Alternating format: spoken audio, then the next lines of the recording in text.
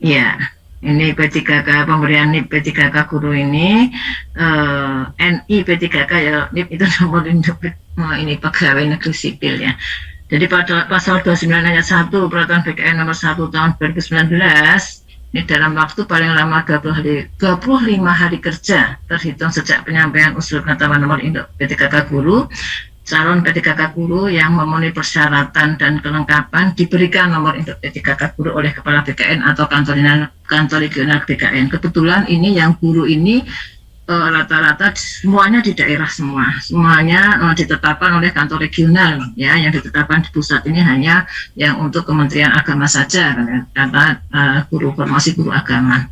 Kemudian pasal 30-nya dalam waktu paling lama 30 hari kerja setelah menerima penetapan nomor induk P3K guru dari Kepala BKN atau Kakanwil, PPK dan calon P3K guru, ini PPK ini pejabat pembina kepegawaian, dan calon P3K guru menandatangani perjanjian kerja. Kemudian pejabat pembina kepegawaian menetapkan keputusan pengangkatan P3K guru. PMT P3K guru bagaimana nih penentuan mulai berlakunya pengangkatan sebagai P3K guru ditetapkan terhitung mulai tanggal 1 bulan berikutnya dari tanggal penyampaian usul penetapan P3K guru ke BKN. Ya, jadi setelah usul itu kami terima, kemudian tanggal 1 berikutnya kami tetapkan NIP-nya. Tidak bisa kami berlaku surut untuk penetapan TMT P3K guru ini. Lanjut. Ini Bapak Ibu, kita bisa lihat yang P3K guru ya, ini formasi JASN secara keseluruhan yang tahun 2021 ya, untuk pusat ini kosong ya,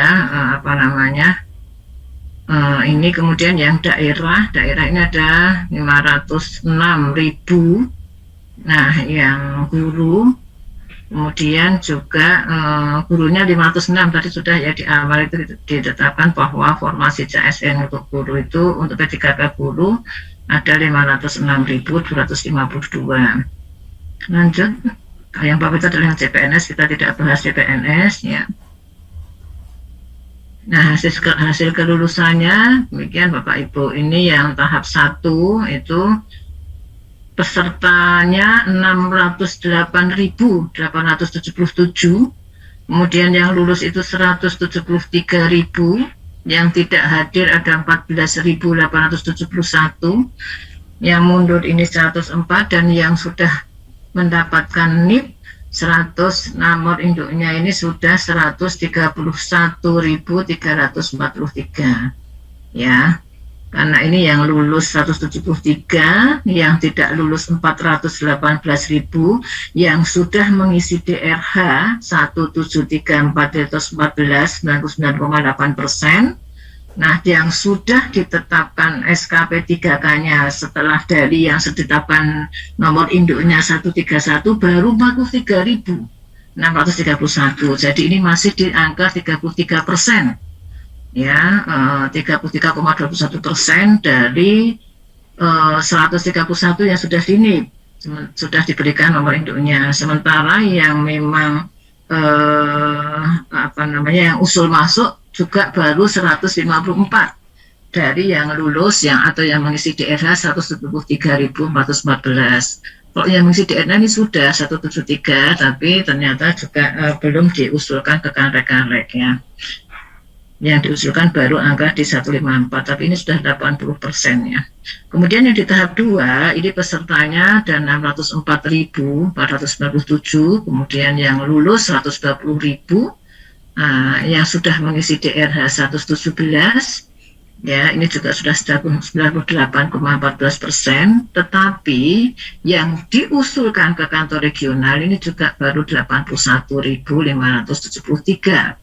Dan yang baru diberikan nomor induknya ya baru 38.741, sementara yang sudah di SK-kan oleh PPK itu 10.389, jadi juga masih 26%, artinya masih sedikit.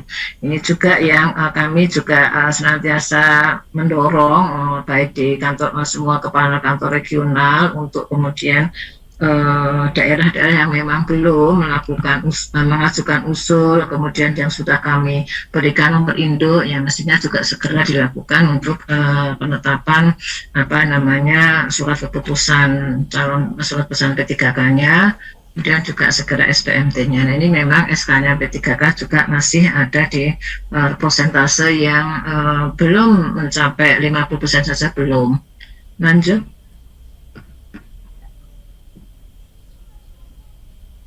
Nah, ini data yang baru sampai dengan tanggal 6 kemarin kita tarik. Ini Bapak Ibu apa namanya yang sudah ini sisa formasinya mulai dari Kandek 1 sampai dengan Kandek 14 ya. Apa sisa formasi juga masih 2012. Jadi ini data-data yang kita tarik kemarin ya. Lanjut ini per Kandek informasi dan hasil kelulusan. Lanjut Mbak. Ya, ini sampai yang dicetak SK. Jadi ini yang mulai dari Kandek 1, ya ini kan sudah 14, ini sudah mewakili seluruh Indonesia. Jadi ini nanti Bapak Ibu bisa melihat posisi ada di mana gitu kan ya, karena kan kelulusannya sekian, isi DRH sekian, yang mundur sekian, yang yang baru diusulkan. Nah, ini yang baru diusulkan sedikit ya, Jayapura ini masih sedikit.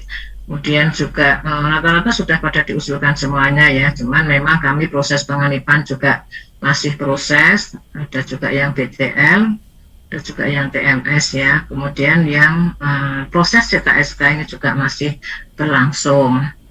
Mungkin itu ya yang bisa kami sampaikan. Ada lagi enggak ini? Lanjut, masih ada.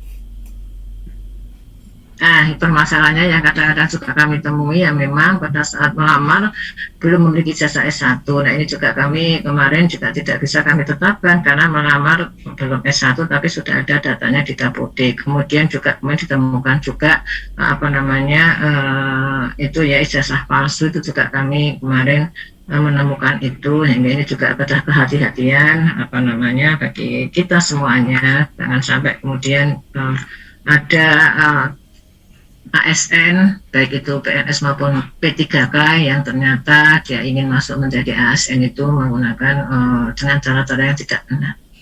Mungkin itu yang bisa kami sampaikan, disilahkan dan apa namanya mudah-mudahan nanti dengan adanya webinar ini dari sisi pendanaan daerah juga tadi sudah disampaikan oleh Pak Dirjen, mudah-mudahan juga sudah tidak menjadi masalah lagi, semuanya lancar. Terima kasih. Assalamualaikum warahmatullahi wabarakatuh.